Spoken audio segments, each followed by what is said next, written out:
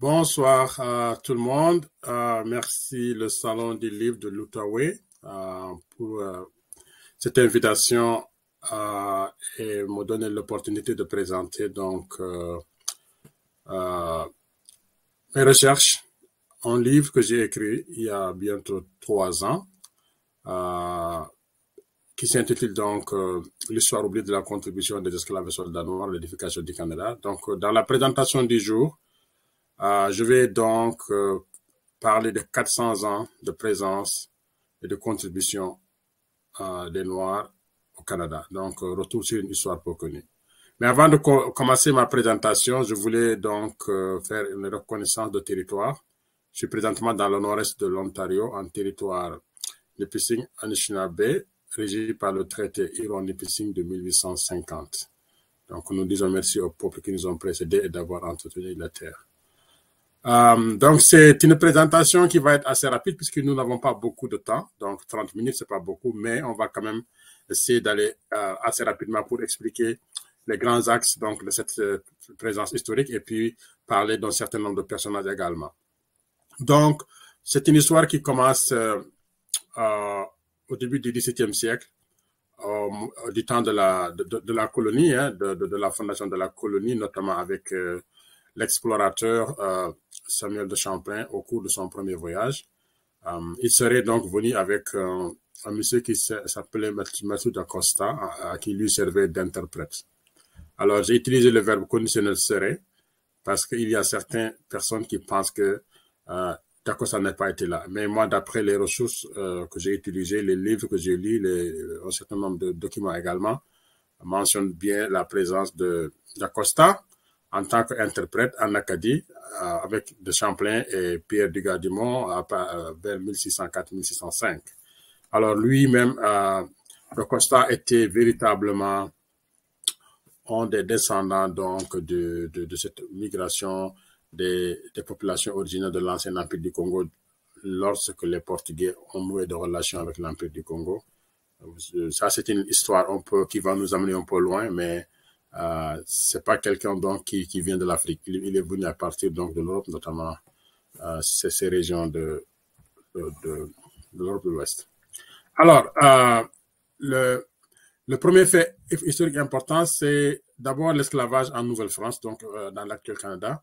Comme vous le savez, l'esclavage, dès qu'on en parle, très souvent, on pense beaucoup aux États-Unis, on pense beaucoup aux Caraïbes, à certaines régions du monde, mais pour ce qui concerne le Canada, je pense que ce n'est pas un sujet très connu.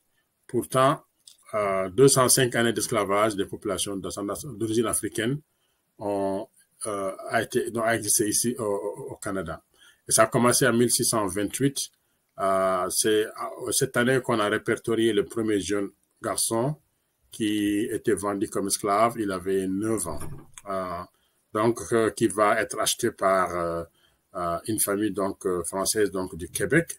Et lui-même, il était amené par des marchands anglais de la Nouvelle-Angleterre à une période où la ville de Québec était occupée justement par l'Angleterre pendant 4 ans, entre 1628 et 1632. Donc ça, c'est important, c'est le début. Et de 1628 jusqu'à 1833, nous allons voir l'esclavage des Noirs a véritablement continué, non seulement durant la période de la Nouvelle-France, donc comme vous le savez dans l'histoire canadienne, la Nouvelle-France s'arrête en 1763 après le traité de Paris, et là ce sont les autorités britanniques qui vont reprendre, anglaises qui vont reprendre la Nouvelle-France et le reste du Canada. Alors, mais avant cela, il faut savoir que ça a été légiféré, accepté, notamment par le roi Louis XIV en 1689, qui donne le droit et la possibilité aux habitants de la Nouvelle-France d'avoir des esclaves noirs. Et ça, il y a aussi une ordonnance qui a été faite en ce sens également en 1709. Donc, c'est une période de l'histoire, qui va continuer, comme j'ai dit. Après la Nouvelle-France, non seulement les nouvelles autorités anglaises ne vont pas arrêter, mais ils vont continuer à renforcer, à tel point que on a quand même une population d'esclaves, En 1760, on parlait de 1132, un chiffre que donnait Trudel dans son livre L'esclavage de 200 ans d'esclavage au Québec.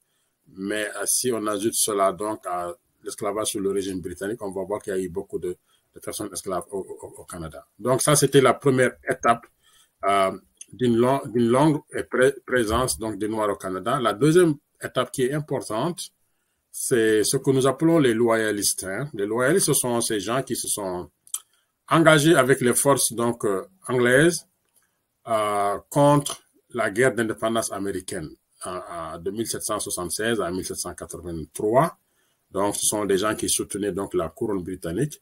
Et pendant ces moments de guerre, l'Angleterre avait fait un certain nombre de promesses pour avoir des alliés, par exemple, aux populations autochtones, mais aussi à des esclaves, leur demandant de combattre à leur côté pour avoir une liberté et une ferme.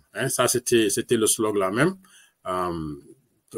liberté et ferme pour inciter les esclaves à combattre. Donc, après la guerre, quand les Américains sont devenus, donc les 13 colonies américaines sont devenues indépendantes, donc tous ces gens qui soutenaient donc la couronne britannique devaient aller dans l'Empire, dans l'Amérique du Nord britannique.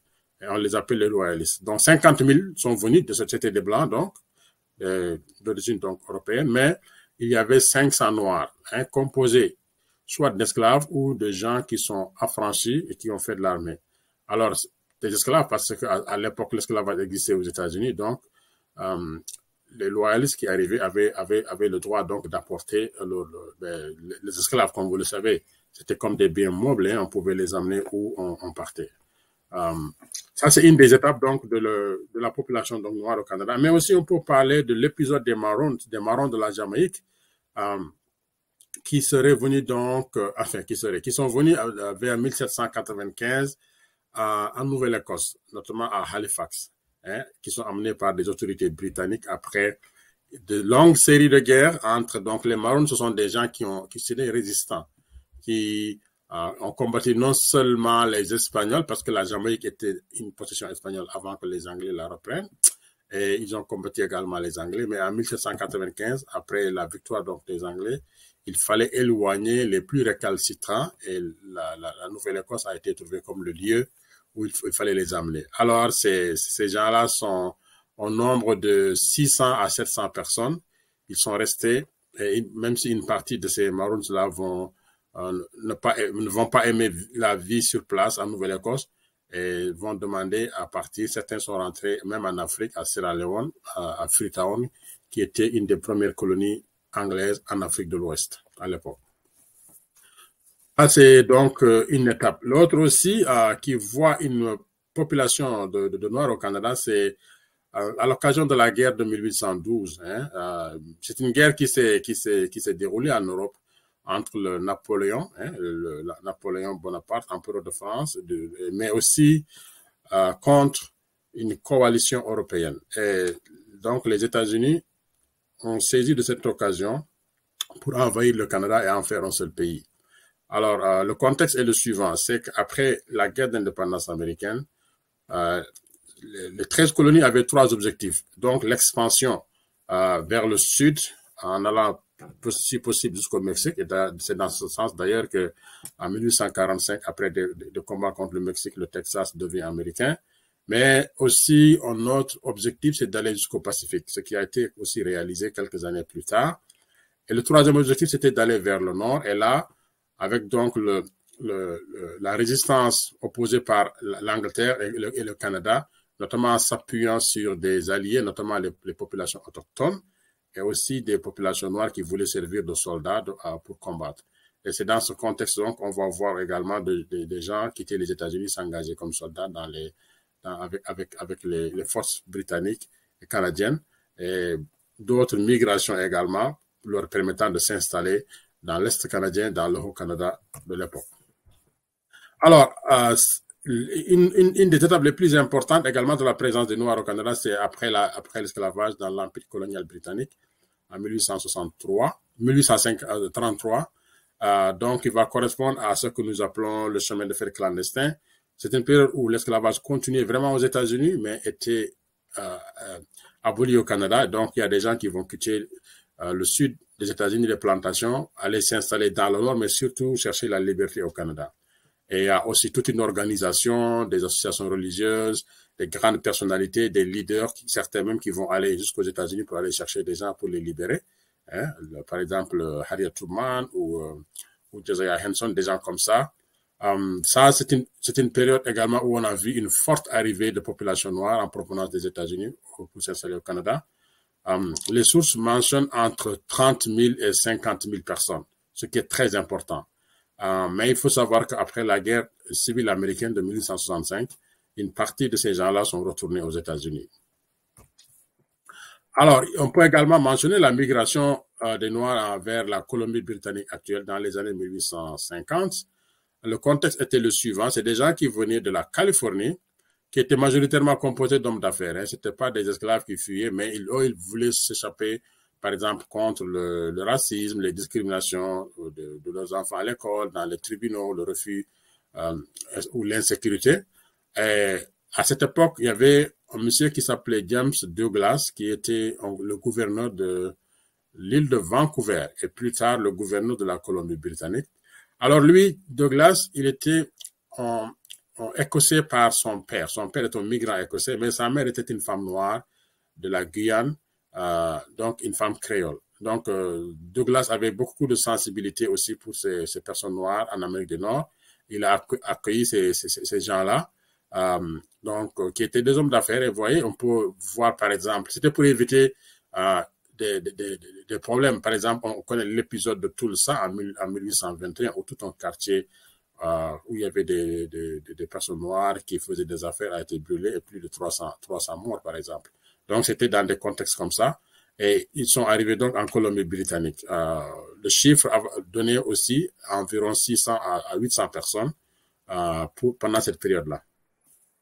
Il y a toutes des archives, des journaux de l'époque à ce sujet-là qu'on peut retrouver. Alors, l'étape suivante, c'est dans les prairies canadiennes, à la fin du 19e et le début du 20e siècle. Donc, nous sommes dans une période de course vers l'ouest canadien, le peuplement, l'immigration vers l'ouest dans la seconde moitié du 19e et début 20e. Donc, le gouvernement fédéral qui venait donc de naître, parce que la création donc, du Canada en 1867, on voulait donc, après avoir relié la Colombie-Britannique, faire en sorte aussi que les prairies canadiennes puissent peupler d'Européens, contrebalancer un peu pour qu'ils rentrent dans le giron canadien, etc. Donc, des migrants donc venus d'Europe, hein, notamment des blancs chrétiens d'Europe, mais aussi d'autres migrants venus des États-Unis. On peut également, parmi ces migrants, parler de quelques Noirs également qui sont venus de la Géorgie, de l'Oklahoma, du Kansas, du Missouri, pour donc quitter cette ambiance un peu difficile des États-Unis et vivre dans les prairies canadiennes à la recherche de la liberté. Il y a des personnages qui sont connus également dans cette histoire-là et les journaux de l'époque. En ce moment, il y a une historienne qui est basée à Saskatchewan qui travaille beaucoup sur cette histoire-là également. Qui aide à comprendre un peu mieux cette histoire-là.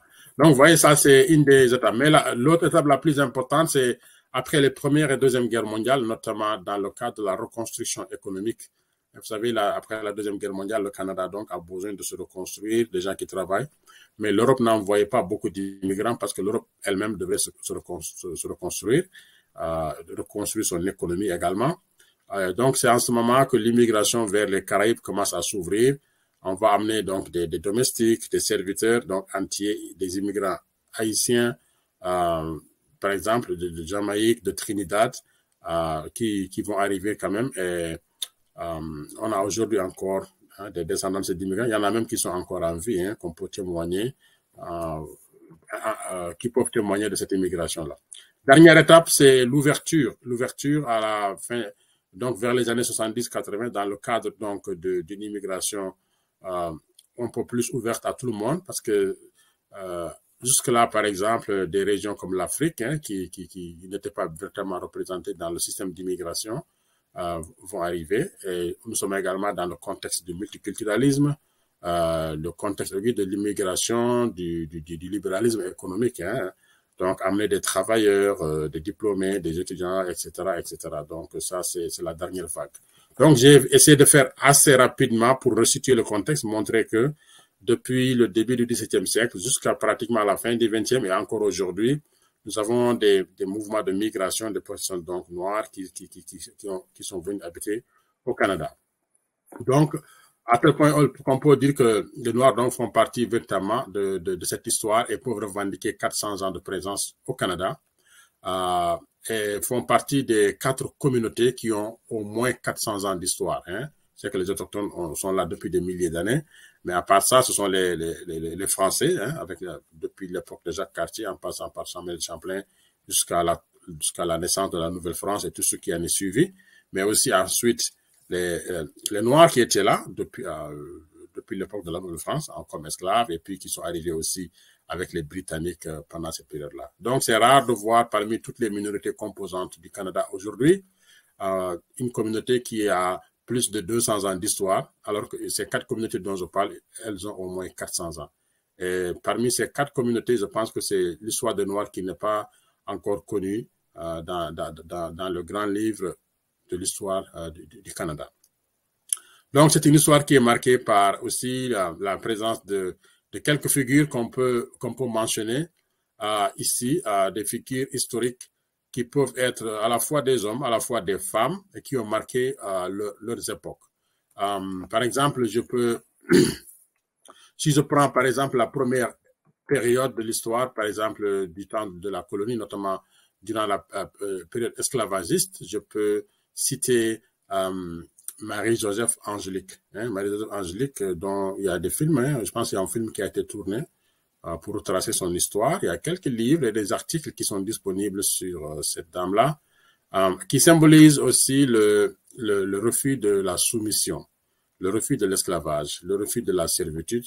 Donc, c'est une femme qui est née en 1705 et qui est morte en 1734. Elle est arrivée donc au Québec en 1725. Hein, et on l'a accusée en 1734 d'avoir mis le feu dans un quartier de Montréal qui a ravagé 46 maisons. Techniquement, donc, d'après les recherches qui ont été faites sur elle, d'après les articles qui sont écrits et beaucoup de témoignages, elle ne serait pas la personne qui a mis le feu, mais c'est un feu qui s'est déclaré par accident. Mais elle a été utilisée comme bouc émissaire. En fait, il fallait montrer que l'esclave doit être soumis et que la résistance n'était pas permise, et il fallait faire peur également aux autres esclaves pour qu'ils restent soumis. C'est comme ça donc qu'elle est morte. Elle symbolise aujourd'hui dans la conscience collective comme une des femmes qui voulait la liberté, qui refusait la domination. Non seulement pour l'histoire des Afro-Canadiens, mais aussi pour l'histoire du Canada, des femmes canadiennes, tout simplement. Je peux parler aussi de Chloé Cooley dans le Haut-Canada.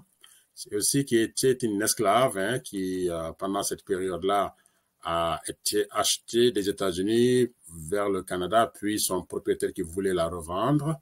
Elle a refusé le système de l'esclavage. Ça a créé beaucoup de problèmes qui sont arrivés aux oreilles du premier gouverneur, le lieutenant-gouverneur John Graves Simcoe, dans les années 1791.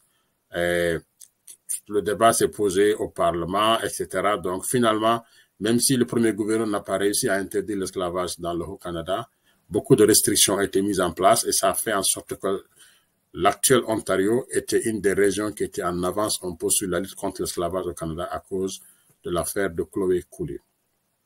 Une autre femme très importante s'appelle Rose Fortune, hein, qui est née, qui a vécu en Nouvelle-Écosse, mais qui est une loyaliste parmi donc les gens qui sont venus après la guerre d'indépendance américaine s'installer donc au Canada dans la région Est.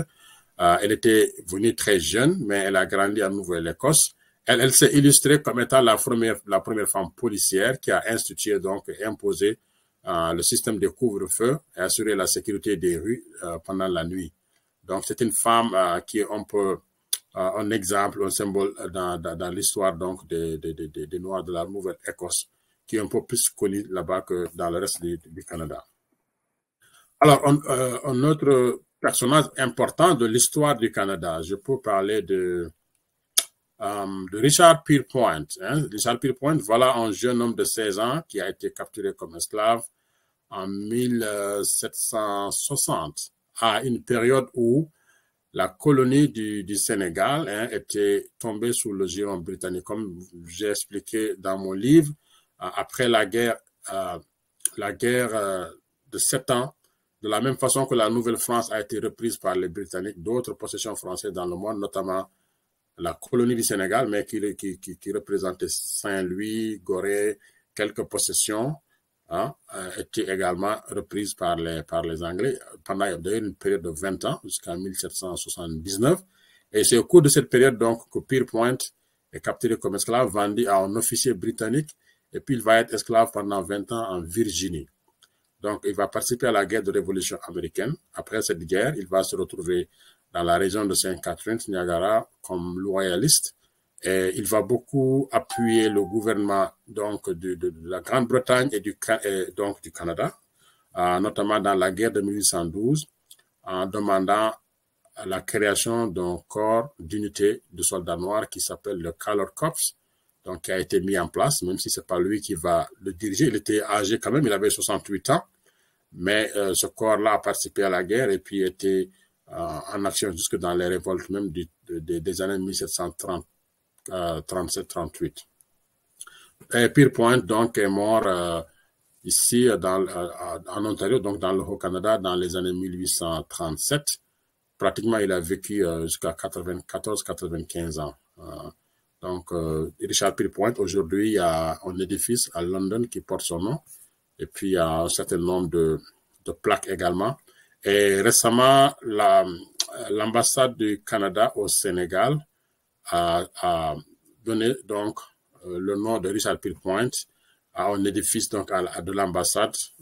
C'est une décision qui a été prise récemment pour mieux vulgariser cette histoire de Richard Pierrepoint et créer le lien aussi. Alors, d'autres personnalités aussi, c'est Josiah Henson. Josiah Henson qui était un prédicateur, un méthodiste, auteur de la colonie donc de Don, près de Dresden, en Ontario. Lui, le travail qu'il a fait, c'est de donner plus d'éducation, de soutien, d'appui à la communauté, notamment à ces esclaves donc, qui quittaient les États-Unis, venaient vivre dans le Haut-Canada. Il leur donnait une formation, des compétences au sein même de la communauté. Donc, c'était un vrai leader d'opinion, un chef religieux, un personnage vraiment très écouté, et qui s'est beaucoup battu donc pour les droits civils. Donc, Josiah Henson donc a écrit un livre qui s'intitule The Life of Josiah Henson. Lui, c'était un des rares qui était instruit, qui pouvait aussi écrire. Je vois qu'il ne reste pas beaucoup de temps, je vais aller faire vite. Je peux parler également de Harriet Tubman, qui avait échappé à l'esclavage pour devenir une abolitionniste de premier plan. Elle a conduit des centaines d'esclaves vers la liberté le long du tracé de chemin de fer clandestin. Donc, pendant cette période où il y avait l'esclavage aux États-Unis, mais pas au Canada. Donc, elle a réussi à faire venir beaucoup de personnes, on parle de 300 personnes, sur une période de 19 ans, alors que la loi l'interdisait, le Fugitive Slave Act de 1850. Sa tête a été mise à prix, mais on n'a jamais réussi à la capturer. Ensuite, après la guerre civile américaine, elle est retournée vivre aux États-Unis.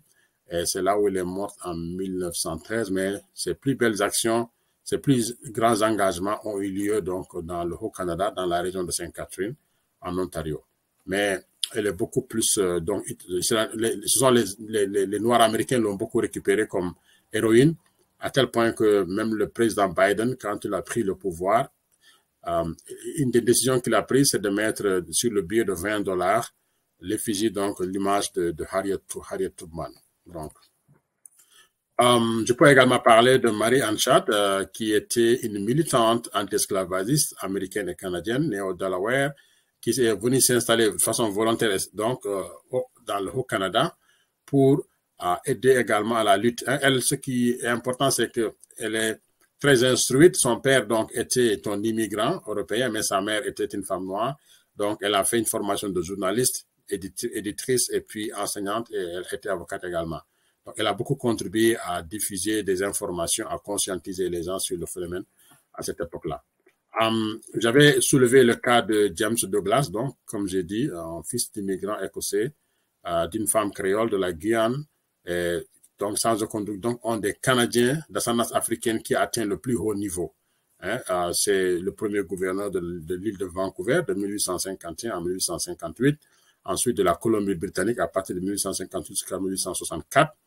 C'est un homme très riche qui a fait fortune dans la compagnie de la baie de Hudson, donc à l'époque des fourrures, et puis il a fait la politique, il a réussi la politique, il a joué un rôle important dans l'intégration de la Colombie-Britannique au Canada. Alors que si on connaît un peu l'histoire de cette région, la Colombie-Britannique actuelle, l'Oregon et l'État de Washington faisaient partie de ce que nous appelons la Colombie. Et ces trois régions étaient destinées peut-être même à aller du côté américain, mais la Colombie-Britannique, grâce à des personnalités très influentes qui ont soutenu la cause britannique et canadienne, comme James Douglas, est allé du côté du Canada. Et il a pesé beaucoup aussi pour la réalisation du chemin de fer qui devait relier la Colombie-Britannique dans le reste du Canada. Donc lui, on peut le considérer aussi comme une des personnalités donc canadiennes d'ascendance africaine, puisque sa mère était une femme noire. Parce que je pense qu'en 2008, quand Barack Obama est arrivé au pouvoir, jusqu'à aujourd'hui, on l'appelle le premier président noir des États-Unis. Donc c'est un peu dans ce sens-là. On peut parler de William Hull, 1827-1904, le premier noir et le premier néo-écossais, un des premiers Canadiens à recevoir la plus haute distinction de l'Empire britannique pour son bravoure. Donc ça s'appelle la Croix de la Victoria. Donc c'est une médaille militaire. Aujourd'hui, nous parlons un peu des événements, ce qui se passe en Ukraine. Mais c'était un peu le même problème. C'était la guerre de Crimée, 1853-1856. Et ensuite, il a fait la guerre en Inde, la révolte contre la révolte de Sepoy. Et puis, donc, il a véritablement été un personnage qui a joué un rôle majeur après la guerre. Il a eu la Croix de Victoria, faisant de lui le premier noir au Canada, le premier néo-écossais et le troisième Canadien de tout. Donc, aujourd'hui, on n'a pas plus de 100. Je pense que récemment, c'est une dame qui a fait la guerre d'Afghanistan qui venait d'avoir la Croix de Victoria. Son nom m'échappe, mais c'est vraiment rare. C'est une des plus grandes distinctions. Donc, s'il me reste du temps, c'est juste pour mentionner que pour toutes les raisons donc, que nous avons ici, je pense qu'il est important de comprendre cette histoire des Noirs, puisque c'est une histoire quand même de 400 ans. Et dans des provinces comme l'Ontario, aujourd'hui, nous pouvons affirmer sans risque de se tromper qu'il y a une bonne population aussi de Noirs et de personnes d'ascendance africaine. On parle de 600 000 personnes. Donc également, nous vivons dans un pays de multiculturalisme, de diversité, d'inclusivité et d'équité. Donc, il est important également que ces histoires, notamment des Afro-Canadiens qui ne sont pas très connus, puissent être également connus. Et ce serait aussi une façon, par exemple, de mieux résoudre des questions liées au racisme, des discriminations, la non-acceptation, parce que on sait que l'éducation, quand même, c'est un des outils les plus efficaces pour parvenir à résoudre un certain nombre de problèmes sociaux. Donc ça c'est vraiment très très très important pour cette histoire des Noirs qui est là, qui est longue de 400 ans et dont la présence se voit de l'Est canadien depuis Terre-Neuve jusqu'à l'Ouest à Victoria, en Colombie-Britannique. Mais comme j'ai dit, dans aucune des provinces actuelles du Canada, ce n'est pas encore une obligation d'enseigner l'histoire des Noirs, alors que notre pays, il a beaucoup changé, il a beaucoup évolué du fait donc de ces dernières vagues d'immigration et puis que donc vraiment on peut voir aujourd'hui dans le contexte national canadien, on n'est pas loin de 1,5 million personnes, par exemple, donc qui sont des Canadiens d'ascendance africaine. Et c'est pas donc il y a aucune autre communauté de ce nombre-là qui a une histoire de 400 ans et qui ne se retrouve pas enseignée, dont l'histoire n'est pas vraiment connue. Donc, après avoir fait donc cette présentation sur le rappel historique et les grandes personnalités, donc nous pensons qu'il est important de mieux vulgariser cette histoire-là, non seulement pour le grand public, mais également pour les jeunes, dans les écoles, dans les curriculums et programmes scolaires. Et ça renforcerait aussi de mieux connaître véritablement les différentes minorités, notamment donc les minorités canadiennes d'ascendance africaine dans notre pays. Je pense que je vais m'arrêter là. J'ai fait juste une rapide présentation Mais ceux qui veulent aller plus loin dans la présentation peuvent lire mon livre, hein, L'histoire oubliée de la contribution des esclaves et soldats noirs à l'édification du Canada de 1604 à 1945. Un livre qui est disponible dans la maison d'édition, édition Africana, aux éditions AB ou sur la plateforme Amazon, ou bien en contactant moi-même l'auteur, ou d'autres livres également, que ce soit en français ou en anglais, qui permettent de mieux connaître un peu cette histoire-là. Je pense que je vais m'arrêter là. Le temps qui me était donné est fini. S'il y a une ou deux questions auxquelles je peux répondre, je peux le faire.